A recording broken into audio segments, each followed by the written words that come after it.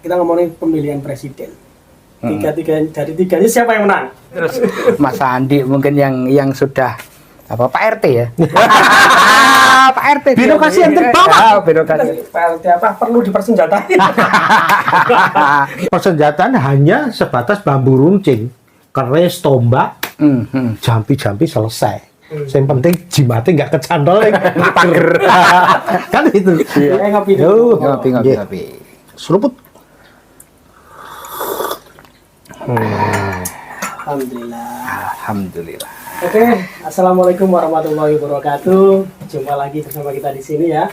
Hari ini kita bareng dua senior kita di sini. Kita sebutnya senior ya, nggak apa ya. Kita ngobrol-ngobrol sambil ngopi. Dan suasananya hari ini cukup enak ya, karena sempat turun hujan setelah beberapa bulan kayaknya. Hujan. Setelah berapa purnama ini Pak? Iya. Ya, kita sambil ngopi-ngopi aja. Kita mau ngobrol kayaknya ini sebagai gawe besar negara kita, karena sebentar lagi kita dihadapkan dengan pesta demokrasi, pemilihan presiden, orang nomor 1 di Indonesia.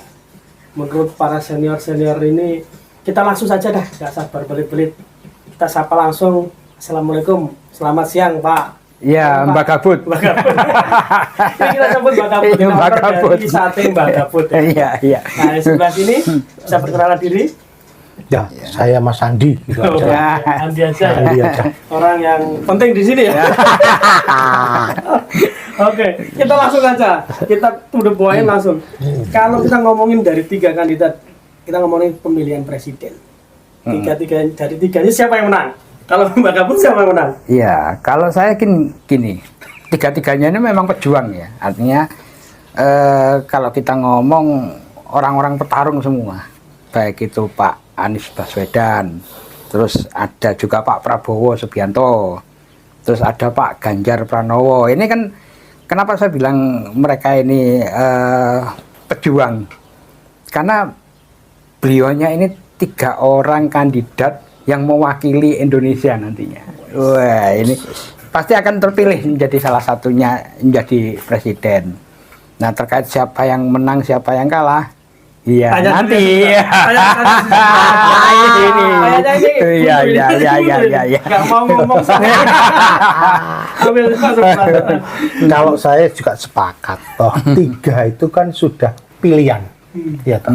Mereka itu sudah bilang dari awal-awal sudah ada calon ini mengerucut ke 3 calon ini. Ada Pak Anies ya yang katanya mewakili akademisi ya kan, bergelar profesor doktor, mantan akademisi. Pak Prabowo yang juga dia selain politikus juga dia mantan tentara lah kan gitu. Terus yang ketiga Pak Ganjar. Ini mewakili kalangan dari birokrat ya, kan kayak gitu. Berarti kan sudah punya skill sendiri. Kalau untuk urusan menang Pak, ya nanti tanggal 14 Februari.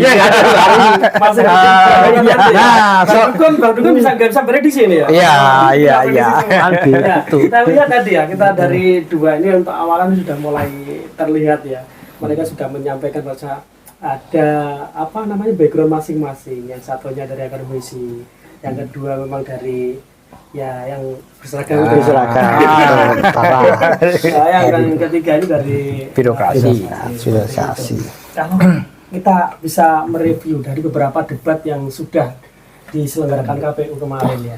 Dari kemarin ada yang pertama itu capres ya, yang kedua adalah cawapres, dan yang ketiga ini nampaknya jaga capres juga. Capres. Nah, ini ada tema topik yang memang mau dibahas nih, terkait dengan pertahanan ya Pak.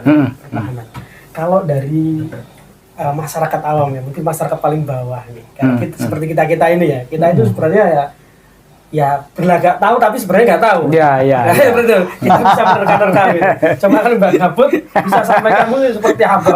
Iya. Sebenarnya kalau pertahanan negara itu kan memang selain militer itu kan juga warga sipil ya.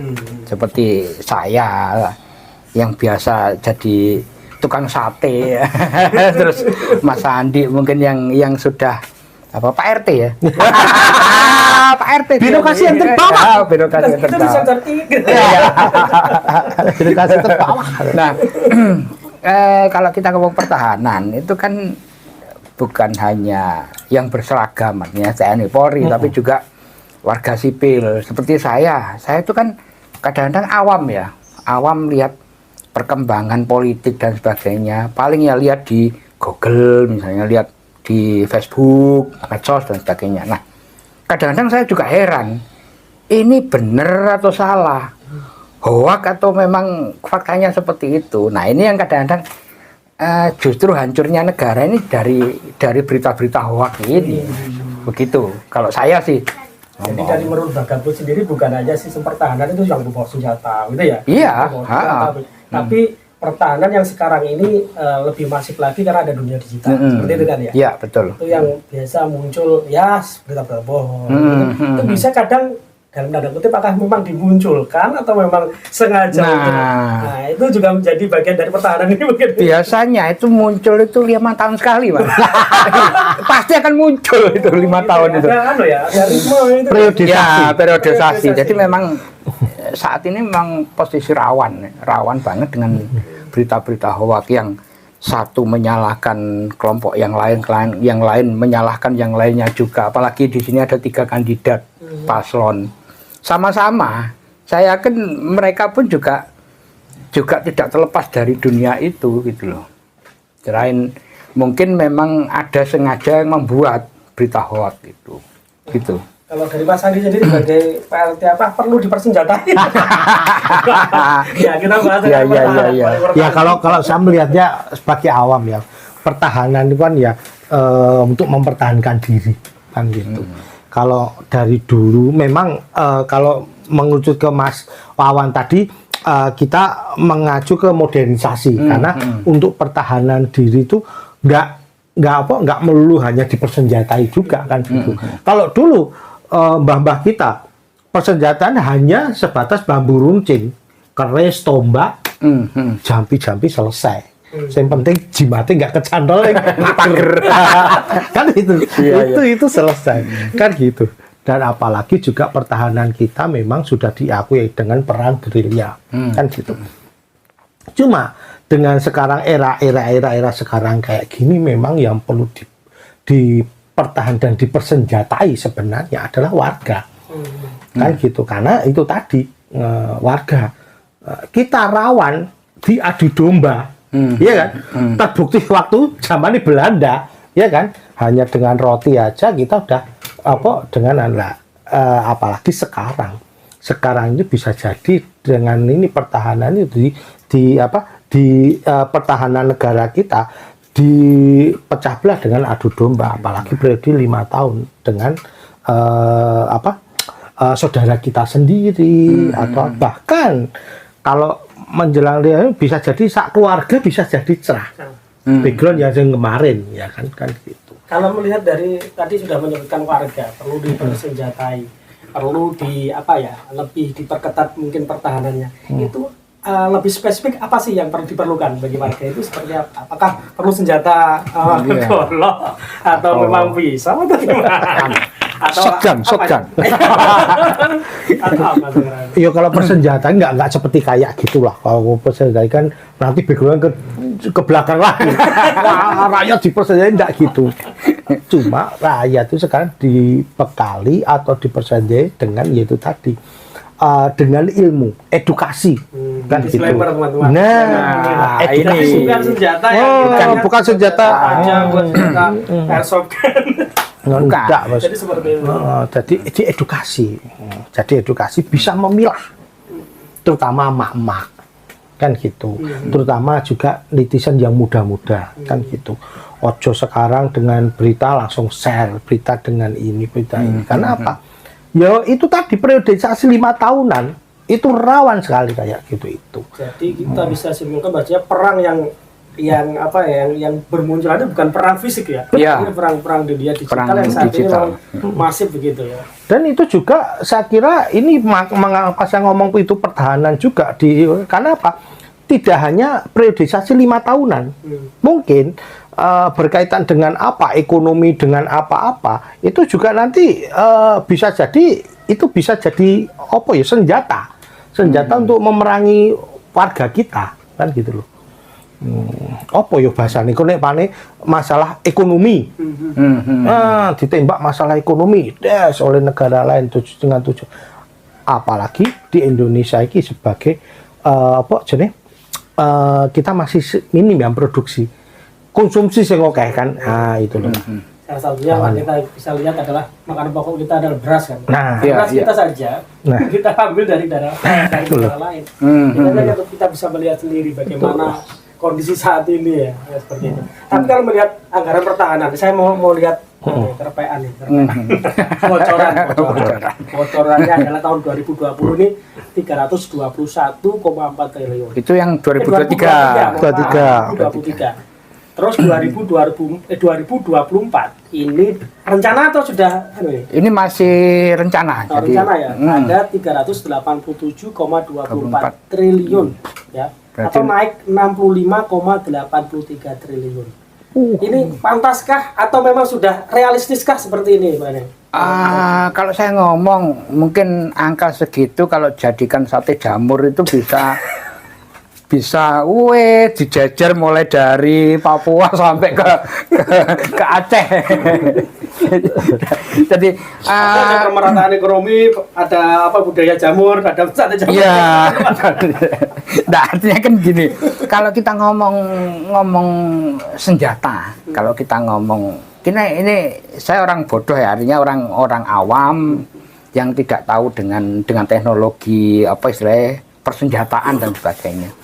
Memang harga segitu itu harga yang begitu fantastis ya, artinya mungkin bisa untuk beli kapal induk tapi ngapain gitu loh, padahal di internal kita itu masih butuh seperti tadi yang disampaikan oleh Mas Andi tadi, artinya pertahanan itu bukan hanya pada sisi istilahnya senjata dan sebagainya, peralatan militer lah gitu ya. Tapi salah satunya juga itu pendidikan Pancasila. Contoh lah di Indonesia ini kan sudah mulai diserang oleh kelompok-kelompok di luar negeri ya, dengan isu-isu SARA dan sebagainya. Nah ini yang seharusnya dibekali juga gitu loh. Jadi kalau saya melihat angka segitu tuh sangat fantastis banget. Tapi butuh nggak? Loh, kalau senjata memang butuh sebagai alat pertahanan negara. Nah, cuman ya itu tadi. Selain juga harus. Selain juga itu juga pertahanan di internal sendiri juga dibutuhkan. Tapi ada nih salah satu calon ini yang ternyata menolak anggaran ini. Nggak tahu ya alasannya seperti apa, yang pasti kayaknya mungkin atau nominalnya kurang pas atau saya kurang tahu. Ya. Itu kalau saya sih ya wajar lah, namanya calon saling bersaing. Mungkin kalau Mbah Gabut menjadi capres juga akan menolak, lebih baik 65,83 triliun itu dibelikan peralatan sate seluruh Indonesia kan gitu. Pasukan UMKM misalnya. Nah, memang pro dan kontra itu pasti ada. Pasti gitu. Kalau dari Pak Andi sendiri ini melihat 65,83 triliun, kalau melihat dari sisi warga paling bawah ya, kita katakanlah kan ekonomi warga juga tidak merata ya, dengan keluarnya anggaran seperti ini bagaimana ini? Ya kalau anggaran itu ya cukup fantastis ya. Anggaran apalagi menurut saya ini untuk militer, untuk pertahanan itu tadi. Cuma ya itu tadi, pertahanan itu kan memang ada yang bentuk fisik non fisik kan gitu. Kalau fisik ya itu tadi. Kalau kita ngomong militer ya alutsista. Tapi ya tolong alutsista yang benar kan gitu. Jangan beli bukan selain bekas, pernah dulu bekas. Kita bekas. Berarti kalau ke sini harus melihat dulu, karena apa? Di sana kondisi cuaca sudah berbeda. Itu satu. Juga beli barangnya, atau mungkin kendaraannya, tapi nggak beli senjatanya. Ya padha wae kan? Iya kan? Beli senjata tapi nggak ada amunisinya. Beli kapal nggak ada rudalnya, hanya meriam. Kan 5 tahun, Pak. Iya, iya, Termasuk iya, itu terus itu kan gitu. Terus yang kedua juga yaitu tadi kebutuhan. Ini nek butuh karena apa nih? Oh, iki negara iki meh perang atau meh enggak? Nah, Karena apa? ya. Sistem sistem anu tuh luar negeri kita kan bebas aktif kan? Iya, iya. Netral kan gitu. Sebenarnya yo nggak anu banget kan gitu. Apalagi warga kita atau masyarakat kita NKRI banget. Bener ini dipecah-pecah. Tapi kalau nek berkaitan dengan kita nomor 1 kan. Ini ada iklan dulu. Ada iklan dulu.